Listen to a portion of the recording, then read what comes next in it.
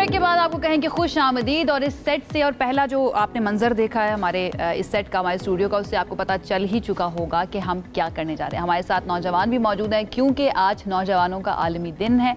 और नौजवान वो होते हैं जो न सिर्फ ख्वाब देखने का जज्बा रखते हैं, हिम्मत रखते हैं, बल्कि उनको पूरा करने का इख्तियार भी रखते हैं। तो हमने सोचा कि क्यों ना एक महफिल सजाई जाए जिसके अंदर हम अपने मुल्क के मुस्तकबिल को यानी कि नौजवानों को बुलाएं, उनकी जो अचीवमेंट्स हैं अभी तक उन्होंने जो हासिल किया है उसको सेलिब्रेट भी करें, उनसे बात भी करें कि वो क्या तवक्कुआत रखते हैं। एंड देन उनके कुछ सवालात, उनका जवाब हम भी देने की कोशिश करें और हमारे साथ मौजूद होंगी एक्सपर्ट जो जवाब दे सकते हैं। कौन है उनका इंट्रोडक्शन करवाएं। मैंने कहा कि कुछ चैलेंजेस भी हैं जो नौजवानों को आजकल मसाइल हैं, वो उस पर भी हमने जरा थोड़ी सी बात करनी है। हमारे साथ trainer and coach Iram Fatima Rizvi साहिबा मौजूद हैं, उनको वेलकम करेंगे शो में। कैसी हैं आप? अल्हम्दुलिल्लाह, अस्सलाम वालेकुम। वालेकुम सलाम। इसके साथ साथ हमारे पास करने के लिए thank you so much. Thank you. हमारे साथ वंडरफुल ऑडियंस मौजूद हैं। अस्सलाम वालेकुम।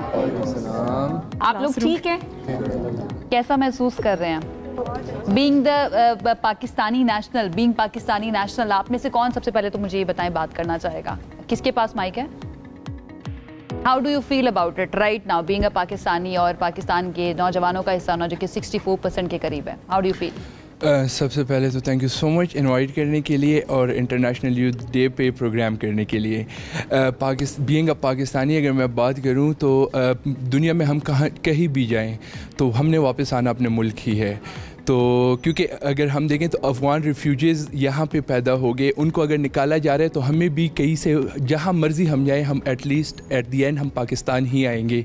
तो पाकिस्तान हमारे लिए सबसे बेहतरीन मुल्क है और यही वो हमारी जगह है जहाँ पे हमने जीना और मरना है। सो पाकिस्तान के लिए कुछ भी, पाकिस्तान के लिए कुछ भी। क्या बात है जनाब। अच्छा, आप तमाम जितने भी हैं जेनजीज हैं, क्योंकि हम अक्सर अपने जेनजीज को बहुत ज़्यादा डिस्कस करते हैं। You are going to be the future of Pakistan, तो आपके प्रॉब्लम्स, आपकी उनका सोल्यूशंस या आपके एम्बिशंस बहुत ज़्यादा मैटर करती हैं। आप सब में से बाहर कौन कौन जाना चाहता है मुल्क छोड़ के?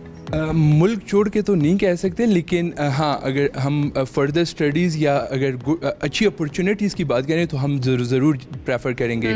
और ऑलमोस्ट मेरे ख्याल से सारे ही करेंगे, सिर्फ मैं नहीं, यहाँ पे जितने बैठे हुए हैं। या अगर हम लास्ट 3 मंथ्स का डाटा उठाकर देख लें तो अप टू 3.5 लाख नौजवान जो है वो जा चुके हैं। और वो सिर्फ जो मुल्क में अपॉर्चुनिटीज़ नहीं है उस वजह से जा रहे हैं। पाकिस्तान को छोड़ना, फैमिलीज़ को छोड़ना आसान नहीं होता। किसी का भी दिल नहीं करता। क्या आप बता सके किस किस का प्लान है इस वक्त बाहर जाकर फर्दर स्टडीज के लिए या जॉब के लिए?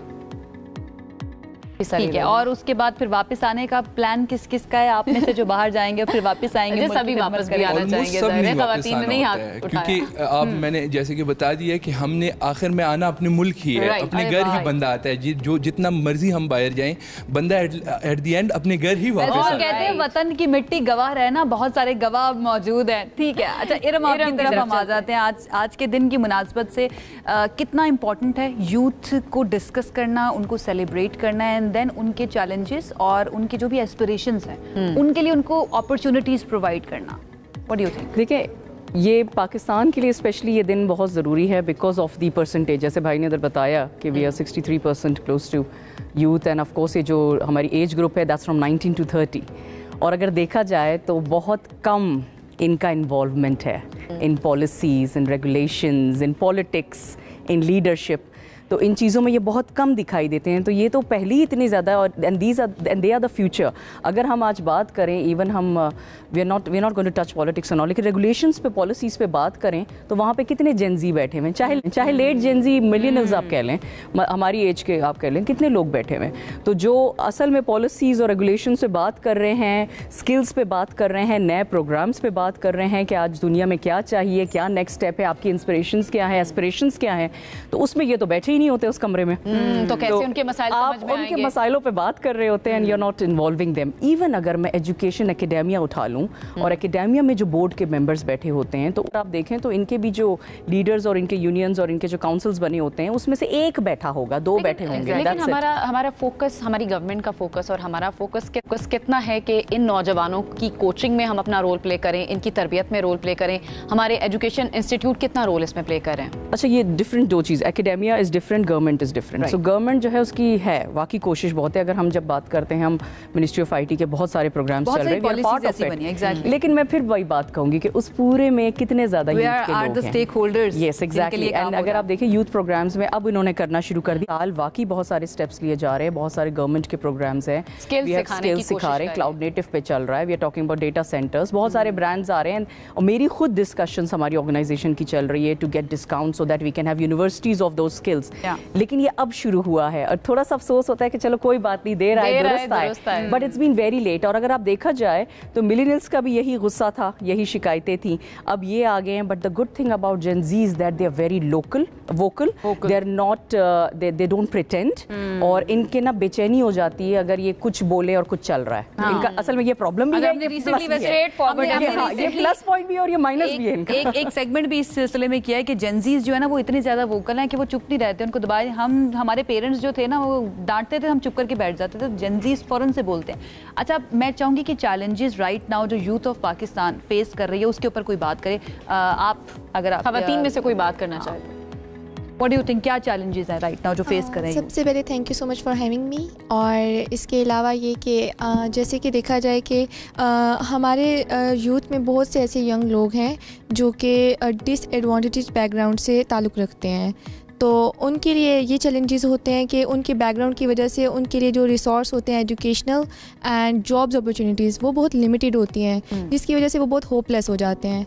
तो इसके बारे में मेरा ये क्वेश्चन है कि इनके लिए हम ऐसा क्या स्टेप ले सकते हैं, या हम कुछ ऐसा जो इनके लिए इनको इस उम्मीद पे लेकर आए कि उनके लिए भी आगे बहुत अपॉर्चुनिटीज़ हैं, या राइट नाउ पाकिस्तान के अंदर जो अपॉर्चुनिटीज़ मौजूद हैं आप उससे सेटिस्फाइड नहीं है, वो कम है, आप ये कह रही हैं? उससे मैं सेटिस्फाइड हूँ, लेकिन किसी न किसी जगह पर जो लोग इस चीज़ तक नहीं पहुँच सकते हैं, लाइक उनके, जिस तरह मैंने बताया कि फैमिली बैकग्राउंड्स तक उनकी जो लिमिटेड रिसोर्सेज हैं, ठीक है, फाइनेंशियली, ठीक है, तो उस पर हम लोग क्या उनके लिए ऐसा स्टेप? बिल्कुल, आपका सवाल हम एरम से भी पूछेंगे, लेकिन पहले मैं पूछना चाह रही हूँ कि आप लोगों में से हम अक्सर देखते हैं कि जेनजीज जो हैं वो साइकोलॉजिकल किसी ना किसी प्रेशर का शिकार होते हैं। अब उसकी वजह क्या है? क्या फाइनेंशियल रीजंस हैं, घर से कोई प्रॉब्लम है या कोई और मसाइल हैं? आप लोग इतने सेंसिटिव क्यों हैं? क्यों सेंसिटिव हैं? अभी से इस उम्र में अगर आप लोगों को साइकोलॉजिकल चैलेंजेस हैं तो वो क्यों हैं? इसमें तो एक मेन चीज़ ये भी है कि सोशल मीडिया की वजह से इतना कंपैरिजन हो चुका है कि हम देखते हैं कि अगर उसके पास ये है तो मुझे भी ये चाहिए, ठीक है,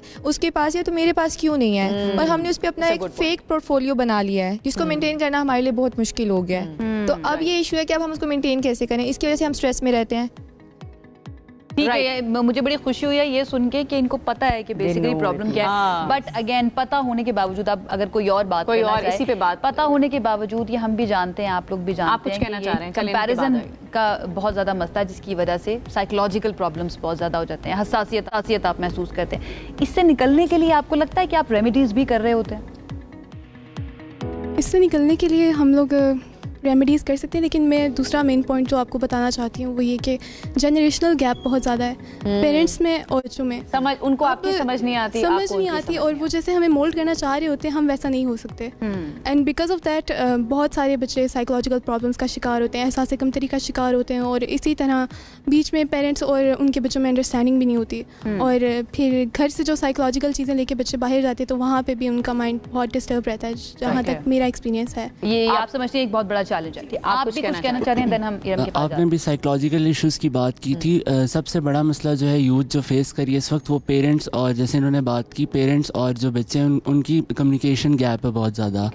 मतलब लाइक अगर हम सेम रूम में बैठे हैं तो हर कोई अपने फ़ोन्स पे बिज़ी होगा, तो इस वजह से भी बहुत से प्रॉब्लम्स हो रहे हैं। और सेकेंडली सोशल एक्सपेक्टेशंस बहुत ज़्यादा हैं, कंपटीशन का दौर है आजकल, हर बंदा दूसरे से आगे हो रहा है, तो इसमें यूथ को फिर बहुत कुछ फेस करना पड़ता है। और सेकेंडली हमारे कंट्री में मेंटल हेल्थ पर इतनी बात भी नहीं होती अनफॉर्चुनेटली। बहुत से साइकोलॉजिस्ट हैं हमारे पास, लेकिन अगर कोई साइकोलॉजिस्ट को विज़िट करता है या वहाँ पर जाता है तो उसको इतना हमारी सोसाइटी में एक्सेप्टेंस नहीं है इस इस चीज़ आपको लगता है कि फाइनेंशियल प्रेशर्स भी होते हैं खास तौर पर लड़कों के लिए कि आपने आगे जाके घर चलाना है, तो वो भी कहीं ना कहीं नौजवान लड़कों में ये चीज़ ज़हन में आ जाती है? यस, बिल्कुल। ये तो जिम्मेदारी का एहसास तो आपको स्टार्टिंग से होता है, बट स्टूडेंट लाइफ में आपके अपने भी इतने एक्सपेंसेस होते हैं जो आप सोच रहे होते हैं कि कैसे स्टडीज़ के साथ आपने उसको मैनेज करना है। तो इसके लिए कोई ऐसा प्लेटफॉर्म भी नहीं है हमारे यूथ के लिए अगर हम स्टडीज़ के साथ साथ अर्न करना चाहें तो बहुत, जिस तरह आप आउट ऑफ कंट्रीज़ देखते हैं तो वहाँ पर एक स्टूडेंट के लिए वर्किंग आवर्स होते हैं कि वो अपनी स्टडीज़ के साथ साथ अपना खुद का वो कर सकते हैं, लेकिन यहाँ पर भी ऐसी अपॉर्चुनिटीज़ प्रोवाइड करनी चाहिए यूथ के लिए ताकि वो अपने लिए कुछ कर सकें। ठीक है इरम, हमारे पास नंबर ऑफ पॉइंट्स, काफी पॉइंट्स आए, स्पेशली ये जो जनरेशनल गैप की इन्होंने बात की है ना, मुझे ऐसा लगता है कि क्योंकि जेनजीज जो हैं वो वोकल बहुत ज़्यादा हैं, जैसे कि आपने भी मेंशन किया, तो वो अपने साइकोलॉजिकल इश्यूज पे बात कर लेते हैं, बट दे डोंट नो, हो सकता है पेरेंट्स भी किसी साइकोलॉजिकल ट्रॉमा से इश्यू से गुजर रहे हो। एक जो चीज़ है ना, ये हमें लगता है, ठीक है, देखिए हमेशा से पेरेंट्स और बच्चों के बीच में 25 से 35 साल के बीच का डिफरेंस हमेशा से रहा है। अगर आप मैं अपने पेरेंट्स को देखूं तो मेरे अब्बू जब अपने वालिद का किस्सा सुनाते हैं तो वो बात नहीं कर सकते थे। घर में एक बड़ा माहौल, अपने दादा को अगर आप देखें यही चीज़ थी। आज आप फ़ोन लेके बैठते हैं, वो अखबार लेके बैठते थे, लोग कोने कुदरे में रहते थे, बच्चे कोई कन्वर्सेशन नहीं कर सकते। इनफैक्ट माएँ अब ज़्यादा फ्रेंडली पिछले जनरेशन से हो गई हैं। माँओं का भी बड़ा भरम होता था, आपकी फूफियाँ ताया इन सब के बीच में बहुत ज़्यादा, मतलब आप बात ही नहीं कर सकते थे। ये जो हमारे जो बेबी बूमर्स हैं उन्होंने जितने लोगों को ट्रेन किया है, जैसे मिलेनियल्स आते हैं ज़्यादातर या जेन एक्स जो थे, उनका यही चक्कर है कि हमारी ट्रेनिंग उन लोगों से हुई है जिनमें डिसिप्लिन बहुत था।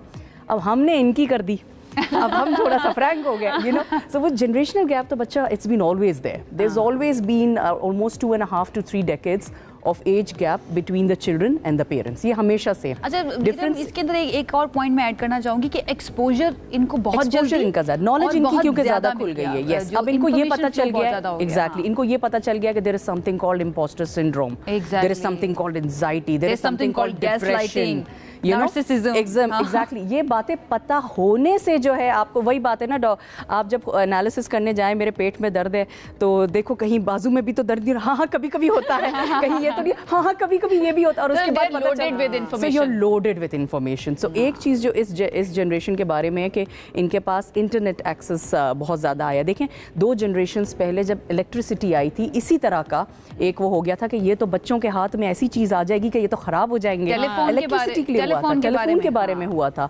एक आम कंप्यूटर जिसमें नेट नहीं था, सिर्फ हम पेंट और उसमें वर्ड करते थे, उसके बारे में भी यही था कि ये खराब कर रहा है। आई स्टिल रिमेंबर वो नॉवेल्स के बारे में कहा जाता है, नॉवेल्स के बारे में कहा जाता है तो ये खराब हो जाएंगे। जो म्यूजिक आया था 70s में, उसको बाकायदा बंद किया जाता था। लॉ आ गए थे कितने सारे मुल्कों में, यूरोप में, कि म्यूजिक नहीं चलेगा, कि ये खराब कर रहा है। इरम, अब हल क्या है, किस तरह से ये गैप खत्म करना है? देखिए ये दे आर ऑलरेडी ऑन। देखिए मैं I am an advocate of Gen Z million, मैं बहुत बड़ी एडवोकेट, हम ऑलरेडी उनके साथ काम कर रहे हैं, हमारे इतने सारे प्लेटफॉर्म्स हैं, हम इनसे काम निकलवा रहे हैं, हमें पता है ये कितने स्किलफुल हैं। जो स्किल इनके पास है, क्योंकि इन्होंने बहुत अर्ली उम्र में टेक्नोलॉजी पकड़ ली थी, इनको सिर्फ अंडरस्टैंड करनी है अपनी पावर ऑफ अडेप्टेबिलिटी। ये नहीं अपने आप को समझ रहे।